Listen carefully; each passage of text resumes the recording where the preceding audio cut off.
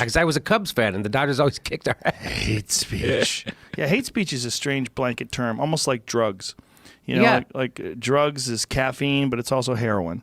You know, it's like drugs. What's wrong with hate? Yeah. I don't understand. Hate is. There's hate out there. So what? Yeah. So what's wrong? So, by the way, But it's a bad way of expressing things. Like hate speech is it's not a good descriptive.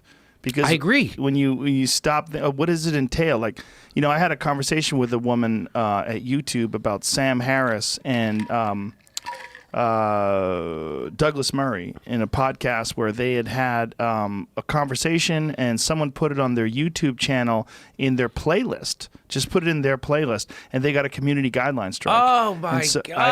I asked why, and the woman said very cleanly it was hate speech. And I said, "What are you talking about?" I go, "Did you listen to it? Or is it two intellectuals? There's two public intellectuals discussing immigration and some of the problems that Europe is having right now, and you decided that that's hate speech, and you don't even know what they said."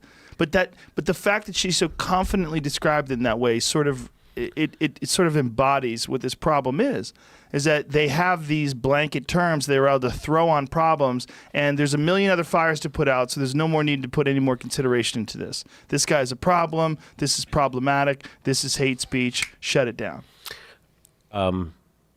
Here it is. He says, there's been a tactic of censors for centuries. They start with someone who is so utterly hated and marginalized that everyone is blinded by their hatred for the first censorship target that they cheer and forget that they're endorsing a principle and power that will then expand.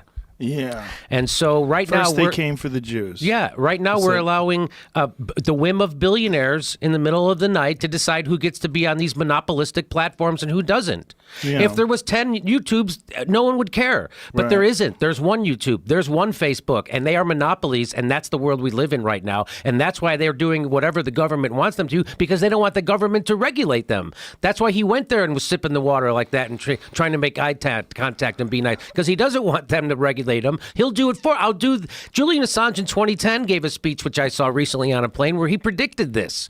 He was like, the corporations are an extension of the government and they will do the censorship in the future. And that's exactly what's happening right now.